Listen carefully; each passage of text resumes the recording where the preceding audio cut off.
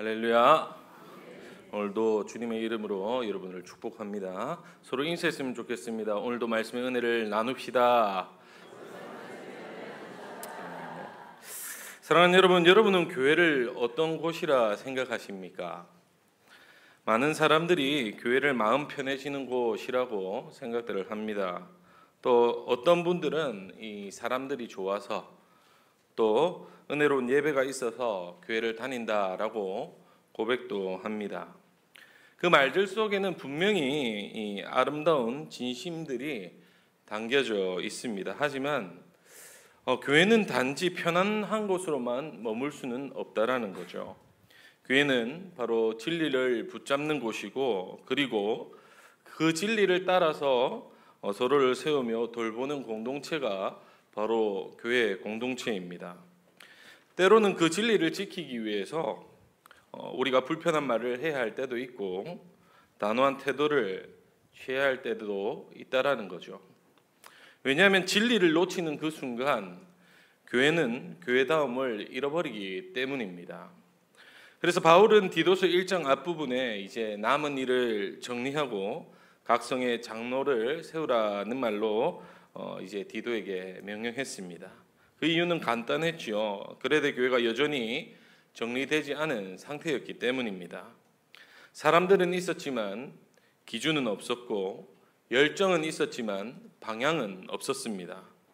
그래서 디도는 이 교회를 바른 질서 안에서 세워야 했고, 그 출발점은 바로 말씀을 붙드는 장로를 세우는 일이었습니다. 그런데 여러분, 바울은 이제 왜 장로를 세운 다음에 이 거짓 교사 이야기를 꺼내겠습니까? 그것은 지금 교회를 세워가는 데 있어서 가장 위협적인 일이 말씀을 흐리는 가르침이란 것을 바울은 잘 알았던 거죠. 말씀이 희미해지면 여러분, 사람이 아무리 힘을 내어도 방향을 잃게 되고 선한 의도조차도 무너질 수밖에 없다라는 말입니다. 그래서 바울은 사랑하는 제자 디도에게 이렇게 명합니다. 거짓된 가르침을 분별하라. 그리고 사랑 안에서 책망하라. 바울이 디도에게 전한 이 권면은 그 시대의 교회만을 위한 말씀이 아닙니다. 같은 성령께서 지금도 우리 가운데 말씀하고 계시고 오늘을 살아가는 우리 교회에게도 동일하게 주시는 하나님의 음성인 줄로 믿습니다. 사랑하는 여러분, 우리가 이 말씀을 함께 듣는 이유는 누군가를 정죄하기 위함이 아니라 오히려 우리 교회 공동체를 더욱더 건강하게 온전하게 세워가기 위함이라는 사실을 잊어서는 안 됩니다. 하나님은 교회가 단지 사람이 많은 모이는 곳으로 세워지는 것을 원한 것이 아니라 진리 위에 세워진 안전한 공동체 되기를 원한다는 사실이죠. 하지만 이런 하나님 뜻을 무너뜨리는 큰 적이 있다는 사실을 잊어서는 안 됩니다. 오늘 본문은 그 실체를 잘 드러냅니다. 그것은 바로 거짓된 가르침이지요. 오늘 우리는 바울이 디도에게 남긴 말씀을 따라서 이 거짓된 가르침의 실체와 그것을 어떻게 분별하고 대처해야 하는지를 함께 살펴보도록 하겠습니다. 먼저 바울은 거짓된 가르침을 반드시 분별해야 한다라고 강조합니다. 1장 10절에서 디도에게 매우 직접적인 경고의 메시지를 전하지요. 그는 이렇게 말합니다. 불순종하고 헛된 말을 하며 속이는 자가 많은 중에 할례파 가운데 특히 그러하니라고 말합니다. 이제 바울은 지금 그레데 교회 안에서 실제로 퍼지고 있던 문제들을 지적하고 있습니다. 이 말씀은 단순한 교훈이 아니라 그 당시 교회가 실제적으로 처한 위치의 현실을 그대로 반영하고 있는 거죠. 먼저 할례파라는 말에 우리는 좀 주목을 해봐야 합니다. 여러분, 할례파라는 것은 유대교의 전통을 강조하면서 예수 그리스도를 믿는 믿음만으로는 지금 부족하다라고 주장했던 자들이 바로 이 할례파들이었습니다. 이들은 믿음의 율법 준수를 이 구원의 조건으로 삼았습니다. 이런 가르침을 보면 겉보기에는 되게 경건해 보이기도 합니다. 그러나 복음에 심각한 훼손을 하는 이단적인 주장이라는 거죠. 여러분, 구원은 어떻게 받습니까? 예수 그리스도를 믿는 믿음으로 받죠. 철저하게 예수 그리스도를 믿는 믿음으로 우리가 구원받는데 거기에 단 1%라도 내 행위나 내 공로가 들어가게 되면 이 십자가는 완전해질 수가 없는 겁니다. 나의 공로가 1%라도 들어가서 구원을 받기 시작한다면 그 구원은 우리가 예수 안 믿어도 된다라는 거죠. 그래서 사실 이 할레파들이 지금 주장하고 있는 이 말들은 철저하게 이 복음을 훼손시키는 말이었다라는 겁니다. 또한 그들은 교회 권위에도 순종하지 않았습니다. 불순종한다라는 것은 단순하게 말을 듣지 않는다라는 뜻이 아닙니다. 그들은 사도적 복음의 권위, 그리고 말씀의 기준, 공동체 질서 자체를 사실은 거부했다라는 거죠. 자기만의 영적 확신을 가지고 다른 사람들을 가르치고 디도나 장로들의 영적 권위를 무시했습니다. 그런 사람들은 말이 많다라고 분명하게 말하죠. 그래서 바울은 그들의 말을 헛된 말이다라고 표현합니다. 그렇듯하게 들리지만 진리가 빠진 말, 사람의 지혜는 가득한데 복음의 핵심이 없는 말이 바로 헛된 말이라고 규정하고 있는 거죠. 여러분, 그들의 말은 사람들의 귀를 즐겁게 하고 호기심을 자극하지만 결국 믿음을 세우기보다는 도리어 흐려지게 만드는 일들을 했다라는 말입니다. 그리고 그들은 사람들을 속였습니다. 헬라어 원어로 보면 속이다라는 말은 고의로 오도하다라는 뜻을 갖는데 이것은 뭐냐면 진리를 교묘하게 비틀어서 사람들을 자기 편으로 끌어당기고 자신의 영향력과 유익을 취하는 자들이었다라고 말하는 거죠. 말씀을 이용해서 자기 편을 만들고 말씀을 이용해서 자기의 유익을 챙겼다는 말입니다. 이런 배경에서 바울은 분명히 말하죠. 이들은 복음과 교회를 해치는 자들이고 반드시 분별해야 할 자들임을 분명하게 하라고 말하고 있는 겁니다.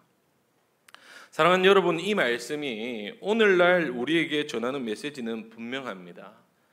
교회는 단순히 사람들이 모여서 편안함만 누리는 곳이 아니라 진리가 중심이 되어야 되는 공동체라는 사실을 잊어서는 안 된다는 거죠. 바울이 말한 불순종은 단순하게 말을 안 듣는다라는 의미가 아니라 말씀의 권위와 공동체의 질서를 거부하는 태도를 가리킵니다. 오늘날 교회도 여러분 말씀의 권위를 인정하지 않을 때 아무리 여러분 열심히 신앙생활을 해도 결국 거짓된 가르침에 휘둘릴 수밖에 없다라는 거죠. 오늘 우리 현실을 돌아보면 여러분 어떻습니까? 어떤 이들은 성경 말씀보다도 사실 유튜브 설교나 개인적인 환상, 체험을 더 신뢰할 때가 많다라는 겁니다. 어떤 목사님이 이런 환상을 봤다더라라는 말이 하나님 말씀보다 더 큰 권위를 가지는 것을 종종 보기도 하죠. 여러분, 말씀보다 앞서가는 건 없습니다. 말씀보다 앞서가서도 안 됩니다. 수많은 간증들을 제가 들어도 보기도 하지만 여러분, 그게 앞서가면 절대로 있을 수 없는 거죠. 많은 신앙 서적을 읽는 것도 중요하지만 성경 읽지 않고 그러한 것들만 찾아다닌다면 여러분 그게 잘못된 길로 빠질 수밖에 없는 구조라는 거예요. 모든 기초는 말씀이라는 겁니다. 또 어떤 이들은 공동체의 이 권면을 간섭으로 여길 때도 있습니다. 교회 질서를 답답한 전통으로 치부할 때도 있지요. 그러면서 심지어 말씀을 자기 방식으로 이렇게 해석하면서 다른 이들을 쉽게 정죄하고 비난하기도 한다라는 겁니다.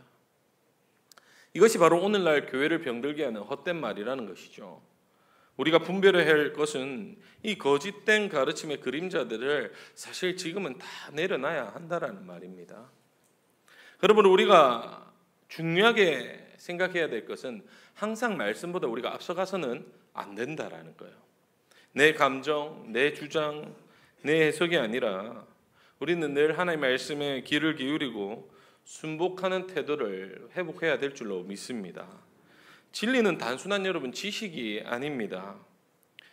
말씀은 우리를 다스리고 그 말씀이 사랑과 겸손으로 나타날 때 비로소 참된 진리다라고 말할 수가 있는 거죠. 여러분 아무리 성경을 많이 읽고 뭐 몇백 독을 했다 뭐 했다 해도 내 삶 가운데 아무런 영향을 주지 못한다면 그게 무슨 진리라고 말할 수 있겠습니까? 사랑하는 여러분, 그렇기에 우리는 날마다 말씀이 우리를 다스릴 수 있도록 기도하며 그 말씀 앞에 서서 우리를 비춰봐야 되고 그 말씀이 뭘 말하는지 늘 깨달아 알 수 있도록 기도해야 된다라는 거예요. 교회는 각자 흩어진 개인적인 모임이 아니라 하나님께서 세우신 질서 있는 몸이라는 사실을 여러분 잊어서는 안 됩니다. 그 안에서 우리는 내 신앙만 지키는 법을 배워나갈 것이 아니라 함께 진리를 따라 가는 법을 같이 배워나가야 되는 거예요. 그 기준이 뭐냐? 말씀이라는 겁니다.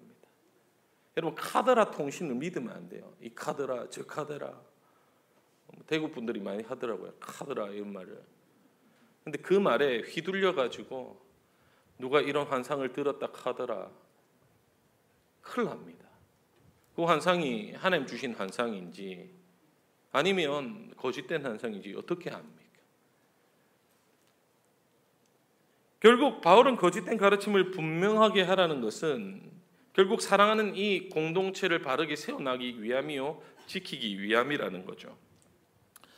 우리도 동일합니다. 때로는 우리는 약하고 흔들릴 수 있죠. 세상의 말이 더 달콤하고 사람의 소리가 더 커 보일 때도 있습니다. 그리고 이런 환상 저런 환상 저런 기적 이런 기적 그게 더 커 보일지 모르겠으나 그러나 분명한 것은 말씀이 가장 위에 있다는 사실을 잊지 마시기 바랍니다. 때로 우리가 이것들로 인해서 넘어질 때도 있고 쓰러질 때도 있지만 낙심하지 말아야 될 것은 항상 하나님은 우리를 말씀 앞으로 다시 불러내신다는 사실이에요. 성령께서 우리의 눈과 귀를 밝혀 진리를 반드시 분별하게 하신다는 사실입니다. 우리가 넘어져도 말씀은 여전히 우리 공동체를 굳건하게 세울 줄로 믿습니다. 사람의 방법으로 교회를 세워나가는 것이 아니라 말씀으로 세워나갈 때 비로소 교회는 안전해질 수 있다는 거죠. 그래서 지금 우리에게 필요한 것은 용기입니다. 이게 무슨 용기냐? 내 감정보다 말씀을 더 신뢰하고 사람의 소리보다 복음을 더 붙잡는 용기 말입니다. 그 용기를 가지고 설 때 교회는 무너지지 않고 든든히 세워질 것이고 우리의 삶은 세상 속에서 빛과 소금으로 반드시 드러날 줄로 믿습니다. 사랑하는 성도 여러분, 우리 모두가 이 흔들리는 세상 속에서 오직 말씀 위에 굳건히 서서 서로를 지켜주고 세워주는 교회가 되기를 주님의 이름으로 축복합니다. 이제 바울은 한 걸음 더 나아가서 이제 교회가 거짓된 가르침에 대해 어떤 태도를 취해야 하는지를 구체적으로 지시합니다. 이제 앞에서는 거짓 교사들의 이제 본질을 드러냈다면 이제는 그들 앞에서 교회가 실제로 취해야 될 행동이 무엇인지를 분명하게 말씀해 주고 있죠. 1장 11절에 바울은 이렇게 명령합니다. 그들의 입을 막을 것이라. 이런 자들은 더러운 이득을 취하려고 마땅하지 아니한 것을 가르쳐 가정들을 온통 무너뜨린도다라고 말합니다. 여기서 바울은 먼저 입을 막으라라는 말을 쓰는데 아주 강력한 표현입니다. 이 헬라어로 보면 입에 재갈을 물리다 혹은 더 이상 말하지 못하게 하다라는 뜻을 같이 내포하고 있습니다. 바울은 이 거짓된 가르침을 설득으로 그렇게 하지 말아줄래? 이렇게 하지 않았으면 좋겠어. 그게 별로 유익이 안 돼라는 말로 대응하지 않았다라는 거죠. 도리어 강력하게 말하고 있습니다. 왜 그렇겠습니까? 그들의 동기 자체가 사실은 순수한 신앙을 추구하는 것이 아니라 자신들의 배를 위한 이익을 추구했기 때문에 강하게 말하는 거죠. 본문에서 바울은 거짓 교사들이 이 더러운 이득을 취하기 위해 마땅하지 아니한 것들을 가르쳤다라고 말합니다. 즉 이들은 신앙을 장사의 수단으로 사용했다라는 거죠. 복음을 자신의 배를 채우기 위한 수단으로 이용했다라는 겁니다. 그로 인해서 결과는 무엇입니까? 가정들이 온통 무너뜨려졌다라고 말하는데 이것은 가족 내에 불화만 일어났다 이런 뜻이 아니에요. 여러분 당시 배경을 이해해야 되는데 고대 이 초대교회 사회는 대부분 가정 단위로 모여졌습니다. 그러니 이 거짓된 가르침은 사실 이 가정을 흔든다는 표현은 교회 전체를 흔들었다라는 표현과 같다라는 거죠. 그래서 바울은 이 12절에 보면 한 시인의 말을 인용합니다. 여기 성경에 보면 선지자라고 표현하지만 많은 주석가들이 그 당시 시인들의 말을 인용했다라고 표현하는데, 그레데인들은 항상 거짓말쟁이이며 악한 짐승이며 배만 위하는 게으름뱅이라라고 말하는 거죠. 바울은 이 인용을 그대로 가져와서 지금 그레데 문화 자체가 진리에 대해 무관심과 이기심, 게으름으로 가득 차 있다라는 것을 지금 설명하고 있는 겁니다. 그 당시 시인들이 봤을 때도 그 그레데 지역 상태가 이랬다라는 거예요. 그런데 이 상태 속에서 교회가 세워지기 위해서는 얼마나 더 많은 진리의 복음이 필요했겠습니까? 그 바른 말씀 위에 서지 않는다면 이 교회가 참 위태로운 상황이었다라는 거죠. 이런 문화 속에서 디도는 교회를 교회답게 세워야 한다라는 게 사실 너무나 쉽지 않은 상황이었습니다. 그래서 바울은 13절에 이렇게 덧붙이죠. 그러므로 내가 그들을 엄히 꾸짖으라. 이는 그들로 하여금 믿음을 온전하게 하고 라고 말합니다. 바울은 그들을 단순하게 이제 몰아내 쫓아내라고 말하지 않습니다. 그들을 엄히 꾸짖으라 라고 말하는데 그 목적이 뭐냐? 바로 믿음을 온전하게 하기 위함이다 라고 말하는 거죠. 여러분, 엄히 꾸짖다라는 말은 단호한 책망이지만 그 밑바탕에는 회복의 가능성을 두고 이야기하는 말입니다. 저 인간은 안 되겠네, 저 인간은 이 교회 안 같은 존재야 라고 말하는 게 아니라 그들도 변화될 수 있는 사람들이라는 거예요. 그래서 꾸짖으면서 이 회복할 수 있도록 하라는 건데, 여기서는 단호함과 사랑 그리고 분별과 회복, 이 두 가지가 균형 있게 드러나고 있다라는 말입니다. 결국 바울이 말한 것은 거짓 가르침에 대한 교회 대응이 무엇인지를 분명하게 말해주는 거죠. 사랑하는 여러분, 오늘날 교회도 이런 도전에 직면해 있습니다. 진리를 흐리는 가르침들, 그리고 성경을 왜곡하는 말들, 개인의 유익을 위해 교회를 이용하는 모습들이 우리 주변에도 많이 존재하고 있다는 거죠. 그런 상황에서 교회는 그럼 어떻게 해야 되겠습니까? 여러분, 무조건적인 수용보다 사실 말씀의 기준이 있어야 된다는 거예요. 그 말이나 행동이 복음에 합당한가, 공동체를 세우는가를 분명하게 분별해내야 된다는 겁니다. 여러분, 책망은 무서운 말이 아니에요. 회복을 위한 도구가 바로 책망이라는 겁니다. 오늘날 많은 교회는 이 사랑과 포용을 이야기하면서도 정작 잘못된 것은 말하지 못하는 분위기에 빠져 있습니다. 하지만 성경은 분명하게 교훈하지요. 참된 사랑은 잘못을 덮는 게 아니라 바로 잡는 것이다라고 말합니다.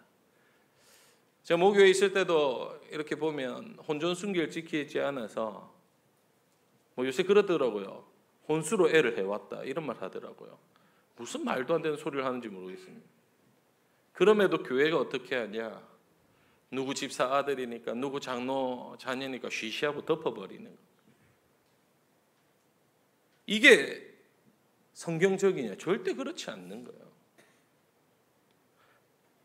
성경에서 바울은 특히 그들의 입을 막으라고 했던 말씀을 기억해야 됩니다. 가격한 대응이 아니라 이 공동체 안에서 거짓을 말하고 거짓된 행동하는 것을 분명하게 제갈 물려야 한다는 의미를 내포하고 있다는 거예요. 오늘날 우리는 성경을 왜곡하는 말, 근거 없는 소문, 그리고 사람을 나누는 말 앞에서 여러분 침묵하지 않고 단호하게 멈춰야 하는 책임들이 우리에게 있다라는 겁니다. 막 좋은 게 좋은 거다, 막 이러면 또 상처받지 않겠나? 여러분, 진리를 왜곡하는데 그 상처를 준다, 이 말이 안 맞는 말이에요. 여러분, 교회를 무너뜨리고 있는 암적인 것들이 있는데 그걸 드러내지 않고 사랑해야 하지 않냐, 포용해야 하지 않냐. 여러분, 예수님의 사랑은 그렇지 않습니다. 방임하고 방종하라는 말이 아니에요. 하나님 공의의 하나님이시고 죄에 대해서는 반드시 묻고 하는 거죠. 만약에 누가 살인을 했는데 재판관이 아이고 자는 내 자식이니까 무죄 이렇게 말할 수 있습니까? 그게 사랑입니까? 저희 자녀들을 키울 때도 뭔가 어렸을 때 이 도둑질이 뭔지 모르고 할 때가 있지 않습니까? 저희 아들이 아기 때입니다. 뭐 돈의 개념도 없고 할아버지랑 이렇게 슈퍼 갔는데 껌이 생긴 거예요. 아버지가 물어봤다면 니 어디서 났노? 이랬더니 아빠가 줬어라고 얘기를 해요. 다음에 또 갔는데 또 생기는 거예요. 어디서 났노? 하니까 아빠가 줬대요. 저한테 물어봤죠. 네가 줬나? 저는 껌 준 적이 없습니다. 물어봤죠. 어디서 났어? 했더니 가져왔어. 슈퍼에서. 아버지를 끌고 가서 죄송하다 시키고 돈을, 그때는 개념이 없으니 그러면서 바로 잡아 나가는 거 아닙니까? 이게 사랑이죠. 내 자식이 잘못된 길을 갈 때 우리는 매를 들어서라도 바른 길 가게 하고 바로 세워 나가고자 합니다. 그게 왜요? 사랑하니까. 교회도 마찬가지 아닙니까? 하나님께서는 잘못된 길을 가고 있는 이 문제 앞에서 우리 입을 닫을 게 아니라 단호하게 성경적 기준으로 이야기를 해야 되고 바로 잡아야 된다라고 말하고 있는 거예요. 책망이 아니라 이 책망 속에는 회복을 위한 책망이라는 겁니다. 우리가 이걸 오해를 해요. 이 말씀 가지고 내가 책망해야지, 말씀 가지고 정죄해야지. 내 감정이 들어가는 순간 그것은 죄입니다. 그게 아니라 죄가 드러나는 문제, 죄가 막 타협하는 문제에 있어서는 말씀의 기준을 두고 분명하게 바로 잡아야 교회는 교회다워질 수 있다라고 얘기하고 있는 거죠. 여러분, 그래서 잘못된 가르침이 교회에 퍼지지 않도록 우리는 단호한 책임감을 가지고 이 단호하게 막아야 된다는 거죠. 여러분, 그래서 지금도 성경적이라는 이름으로 자기 해석을 절대화해서도 안 됩니다. 개인적인 체험을 복음보다 높이 이렇게 세워두려는 사람들이 있는데 우리는 그런 말들을 무비판적으로 동의하기보다는 항상 성경 말씀으로 돌아가야 되는 거예요. 저도 체험을 통해서 예수님 믿었던 사람입니다. 도마 같은 인간이었어요. 난 예수님 안 보면 절대 안 믿는다. 직접 만나 주셨고 체험들이 있는데 제가 그거를 신봉하지는 않습니다. 우리에게 이미 주어진 말씀이 있고 나에게 체험이 없고 영적인 멋 신비가 없고 만약 병이 기적적으로 낫는 게 큰 은혜다 생각하지 않습니다. 여러분, 암이 걸렸다 낫는 게 은혜입니까? 암 안 걸리고 사는 게 은혜입니까? 어떻게 생각하세요? 암 걸리고 낫는 그 기적을 경험하고 싶습니까? 평생 안 걸리고 살고 싶습니까? 우리 자꾸 이상한 걸 생각해요. 뭔가 한 방을 원해요. 그러나 하나님의 은혜는 잔잔한 물결같이 우리에게 늘 함께 한다는 사실입니다. 여러분, 로또 신앙하면 안 돼요. 뭐 그런 말 있잖아요. 내 아내는 로또야. 안 맞아도 너무 안 맞아. 이런 말을 할 때가 있지 않습니까? 신앙도 마찬가지예요. 로또는요, 안 맞습니다. 로또 된 분 있습니까? 뭐 숨기고 계세요, 혹시? 사실 안 돼요. 신앙도 마찬가지입니다. 점진적으로 우리가 하나님 관계성을 만들어가고 점진적으로 하나님과 관계를 회복해 나가는 것이 참된 은혜요 진리라는 거죠. 그럼에도 우리가 자꾸 생각하는 것은 뭔가 한방, 대박, 내 아들이 갑자기 번개 맞듯이 뭔가 뒤집어지길 바라지만 여러분의 잔잔한 기도와 여러분의 눈물과 헌신과 수고가 결국 만들어내는 거예요. 결국 여러분, 우리가 이 땅 가운데 살아갈 때 중요하게 봐야 될 것은 뭐 어떠한 체험이나 이게 집중하기보다는 늘 말씀을 읽고 묵상하고 이 배우는데 더 집중해야 된다는 겁니다. 우리가 어떤 말이 생명의 말씀이고 어떤 말이 교묘하게 포장된 거짓의 말인지 분별할 수 있어야 된다는 거예요. 사랑하는 여러분, 그래서 교회는요, 사람 좋다는 말보다 진리 위에 선다라는 평가를 받아야 된다는 겁니다. 거짓은 늘 사실 부드럽습니다. 은혜롭게 포장되죠. 여러분, 사기꾼 보세요. 사기꾼 같습니까? 저 같은 사람이 사기 못 쳐요. 오히려 왜? 안 다가오니까.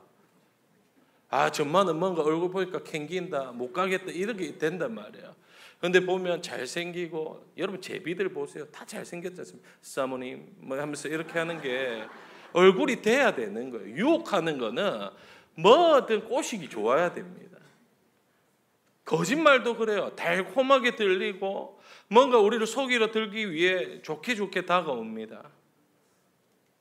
그러나 그 뿌리를 들여다보면 결국 무너뜨리고 혼란스럽게 하고 하나님 뜻을 흐리게 만든다는 거죠. 그러므로 우리는 말씀 위에 서서 사랑 안에서 단호해야 되고 진리 안에서 분별력 있는 공동체가 되어야 된다는 말입니다.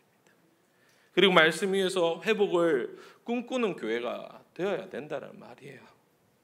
하나님은 지금도 우리 교회를 통해서 진리를 드러내고 계시고 거짓된 가르침의 흐름을 멈추는 복음의 방파제로 우리를 세우기를 원하신다는 사실입니다. 그래서 우리의 입술과 태도와 분별이 하나님 뜻 안에 머물러 있어야 된다는 말이에요. 사랑하는 여러분, 진리를 지키며 산다는 것 결코 쉽지 않습니다. 때로는 오해도 받고 불편한 말도 해야 되고 때로는 외롭고 힘든 자리에 설 때도 있습니다. 하지만 주님께서는 우리를 혼자 두시지 않습니다.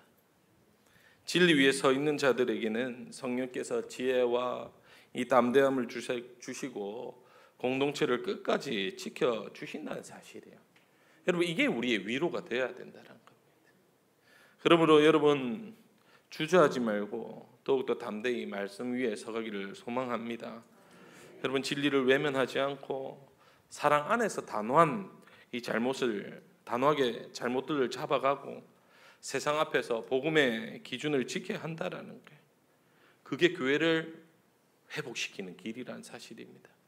그렇게 여러분, 우리 모두가 진리를 지키되 사랑으로 지키는 성도 되기를 바랍니다. 뿐만 아니라 여러분의 가정과 교회가 세상의 거친 물결 위에 휩쓸리지 않고 하나님의 말씀 위에 든든히 세워져 복음의 방파제가 되어서 세상 속에서 하나님 나라를 드러내는 교회와 가정 되기를 주님의 이름으로 축복합니다. 이제 마지막으로 바울은 이 거짓 교사들의 실체를 신앙의 열매로 폭로하고 있습니다. 그들은 하나님을 안다라고 고백했지만 그들의 삶은 그 고백을 부정하고 있었던 거죠. 15절을 보겠습니다. 깨끗한 자들에게는 모든 것이 깨끗하나 더럽고 믿지 하는 자들에게는 아무것도 깨끗한 것이 없고 오직 그들의 마음과 양심이 더러운지다라고 말합니다. 여기서 여러분, 과연 깨끗한 자들은 누구입니까? 여기서 깨끗한 자는 바로 예수 그리스도의 복음을 믿고 그 안에서 정결하게 된 자들을 의미하고 있습니다. 복음은 외적인 율법이나 행위가 아니라 마음의 정결함을 통해서 삶 전체를 변화시킨다라고 말하고 있죠. 하지만 거짓 교사들은 외적인 이런 정결을 중요시 여겼습니다. 구약의 정결법, 음식 규례, 겉으로 보이는 금욕적 행위, 이 모든 것을 경건함을 드러내랬지만 정작 그들의 마음과 양심은 더러워졌다라고 말하고 있죠. 그러면서 16절 말씀은 그들의 위선을 더욱더 분명하게 말합니다. 그들은 하나님을 시인하나 행위로는 부인하니 가증한 자요 복종 아니하는 자요 모든 선한 일을 버리는 자니라라고 말합니다. 이 구절은 보면 마치 영적 진단서 같이 선명하게 이야기해주고 있죠. 그들은 입으로 하나님을 시인했지만 삶으로는 전혀 다른 길을 걸어갔다라고 말합니다. 16절에 세 가지 위선적인 표현이 나타나는데 첫 번째는 가증하다라는 표현이죠. 이 헬라어 원뜻은 하나님께서 혐오하시는 존재라는 뜻입니다. 이들의 삶이 지금 어떻느냐? 하나님 보기에 혐오스러울 정도로 살아내고 있다라는 겁니다. 겉으로는 경건한 척, 포장해서 잘 믿는 척 했지만 하나님의 평가는 혐오스럽다라는 평가를 받고 있는 거예요. 두 번째는 보면 복종하지 않는다라는 표현이 나오는데 이것은 뭐냐면 하나님 권위 아래 자신을 두지 않는다라는 뜻이에요. 이 말은 뭐냐? 내가 신이다라는 말입니다. 하나님보다 위에 있다라는 거예요. 여러분, 우리가 이럴 때 참 많은 것 같아요. 기도할 때도 보면 하나님이 나의 수단의 도구처럼 이용할 때가 너무 많습니다. 하나님 뜻을 묻는 게 아니라 이거 해주고 저거 해주고 이것도 해줘야 돼요. 그러고 가요. 하나님이 원하는 뜻을 우리가 물어보는 게 기도인데 반대로 되고 있지 않습니까? 하나님이 마치 램프의 바바처럼 뭔가 소원을 말하는 하나의 수단처럼 여겨질 때가 많다라는 거예요. 이 모든 모습이 바로 뭐냐면 하나님 앞에 복종하지 않는다라는 뜻에 해당한다라는 겁니다. 그리고 마지막으로는 모든 선한 일을 벌였다라는 표현을 쓰는데, 이 표현은 복음이 부르는 삶의 열매, 즉 사랑, 겸손, 순종의 상과는 전혀 무관한 삶을 살고 있다라는 거죠. 결국 거짓 교사들이 이런 자들이다라고 바울은 말합니다. 결국 참된 신앙은 고백이 아니라 삶에서 드러나는 것이다라고 바울은 말하고 있는 거예요. 입술의 신앙의 고백은 여러분 얼마든지 꾸며낼 수 있습니다. 그러나 삶의 열매는요, 속일 수 없는 진짜 믿음의 증거라는 거예요. 제가 이 말씀 준비하면서 저는 말쟁이인가 많이 좀 고민이 되더라고요. 휴가 이번 주 다녀왔지만 갔다 와서 설교를 해야 되니까 이 휴가가 아니었습니다. 별로. 집에서 누워서 이 말씀을 준비해놓고 쭉 읽는데 계속 묵상해 보던데 나는 이 말쟁이 아닌가 이런 생각이 너무 많이 드는 거예요. 앞에 서 있지만 내 삶은 과연 열매가 나타날까, 내 삶은 하나님 보시기 정말 합당할까라고 계속 생각해봐도 참이 부끄러운 겁니다. 그럼에도 이 말씀이 지속적으로 저에게 먼저 말씀대로 열매를 맺는 게 진짜 신앙의 삶이 아니겠느냐라고 계속 그 마음을 주셨고, 뿐만 아니라 동일하게 여러분에게도 하나님께서는 우리의 삶의 열매가 곧 신앙의 증거라는 것을 계속 보여주는 거죠. 사랑하는 여러분, 이 말씀은 오늘 우리에게 깊은 질문을 던집니다. 나는 입술로는 하나님을 고백하지만 내 삶은 정말 하나님께 드리고 있는가? 바울은 깨끗한 자들에게 모든 것이 깨끗하다라고 12절에 말했는데, 복음으로 마음이 깨끗하게 된 자는 먹는 것, 마시는 것, 일하는 것, 가정생활, 직장생활 모든 영역까지 사실 하나님께 드리는 삶으로 변화된다라는 말이에요. 우리가 그 복음을 순수하게 받아들이고 그 복음이 우리 안에 있다면 그런 삶으로 모든 것이 깨끗한 영역 안에 들어갈 수 있다라는 건데, 반대로 더럽고 믿지 않는 자에게는 아무것도 깨끗하지 않다라고 말하는데, 즉 복음이 마음과 양심을 지배하지 않는다면 아무리 경건해 보여도, 아무리 경건한 행위를 해도 결국 더러운 것이 드러날 수밖에 없다라는 거죠. 제가 늘 믿음을 이 물그릇에 잘 비유합니다. 여러분, 이 안에 뭐가 들었죠? 물이 들어서 물 좀 주면 이걸 주죠. 물 마시라고. 이렇게 표현하지 않지 않습니까? 물이 들어가 있는 병을 나에게 좀 줄래? 이렇게 표현 안 하잖아요. 그 물을 좀 줄래? 이러면 물을 주고, 이 안에 콜라가 들어있으면 이걸 뭐라 부릅니까? 콜라라고 부르죠. 이 물병 안에서 쏟아지는 내용을 보고 우리는 그 병을 판단합니다. 우리의 신앙 안에 복음이 가득 차 있다면 우리의 삶에서 흘러나오는 것은 그 복음의 능력들이 삶에서 나타난다라는 거고, 우리 안에 이게 꾸중물로 가득 차 있고 더러운 걸로 가득 차 있다면 우리의 표현과 행동이 그렇게 될 수밖에 없다라는 거예요. 예배 시간에 아무리 경건하게 보이지만 직장에서 경건을 잃을 수밖에 없고, 가정에서 사랑을 잃어버리기 쉽다라는 말입니다. 교회 안에서 우리가 아무리 찬양하지만 우리 안에 더러운 것으로 가득 차 있다면 세상 속에서는 신앙이 전혀 드러나지 않는 경우가 많다라는 거예요. 저도 그래요. 저도 좀 은혜가 충만하면 말도 좀 부드러워지고 한다면 이 은혜가 없고 막 더러운 게 차 있으면 더러운 말도 행동이 나오는 거예요. 생긴 건 더 더러워 죽겠는데 지금 이 행동까지 더러우면 나는 어떻게 해야 되나? 아무도 여행 가도 저보고 목사라고 보진 않더라고요. 누가 봐도 아닙니다, 이게. 근데 이런 행동, 얼굴 속에서도 삶에서 내가 복음이 있다면 여러분 이게 다르게 작용될 수 있는 거예요. 우리 안에 뭐가 있느냐 따라 우리의 결과도 달라진다라는 말입니다.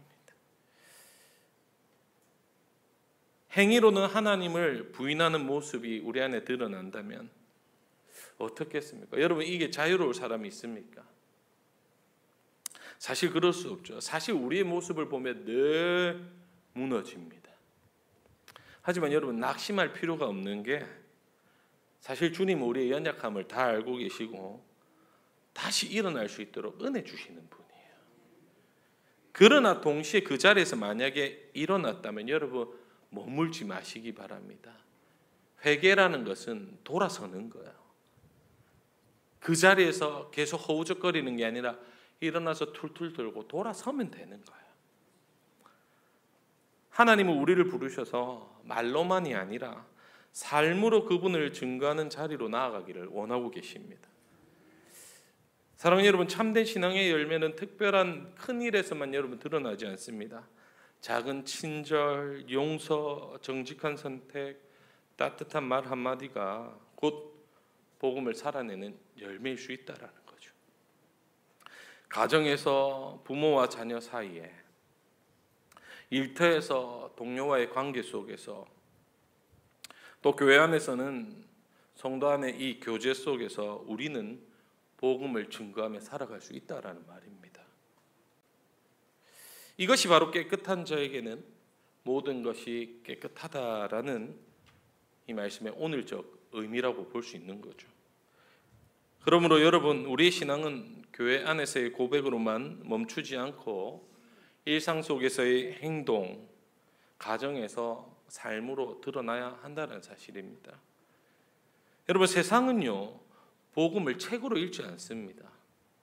세상은 복음을 살아내는 한 사람의 삶을 통해서 하나님 사랑을 발견할 수 있다라는 거예요.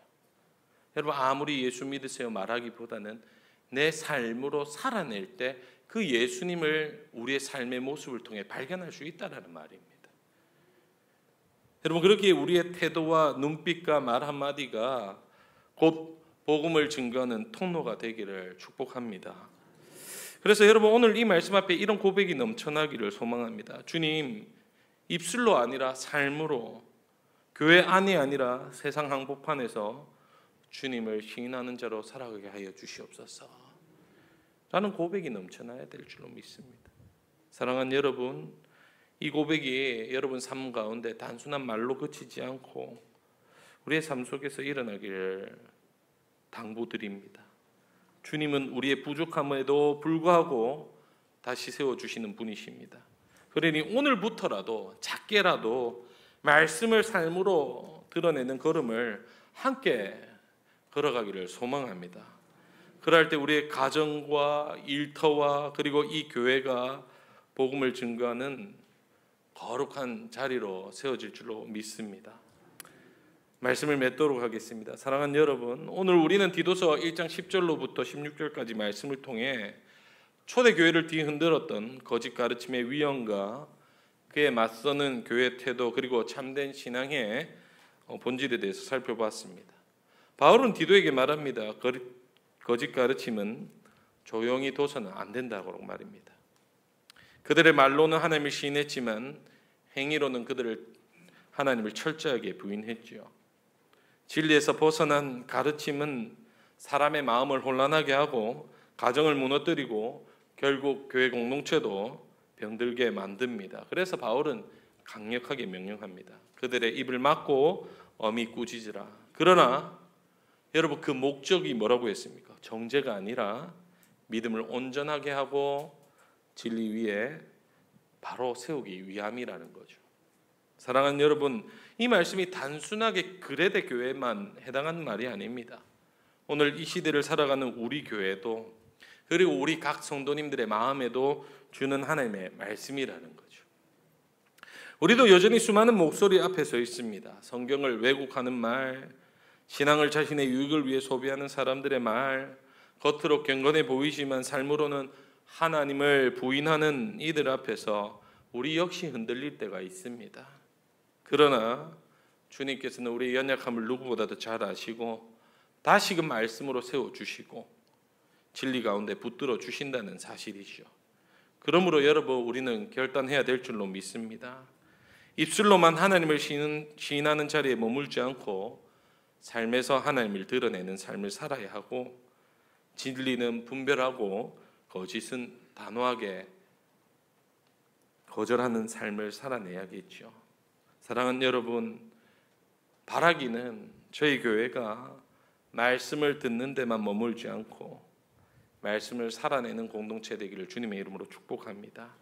우리의 말과 생각과 행동이 하나님을 시인하는 삶이요, 복음을 드러내며 진리의 향기를 풍겨내는 삶을 살아서 이 문현제일교회를 통해 하나님의 진리가 굳건하게 서고, 뿐만 아니라 여러분의 삶을 통해 여러분의 가정과 직장과 모든 걸어가는 발걸음이 세상의 거짓을 막아내는 거룩한 복음의 방파제로서 회복과 정결의 통로가 되는 여러분의 삶이 되기를 예수 그리스도의 이름으로 축복합니다.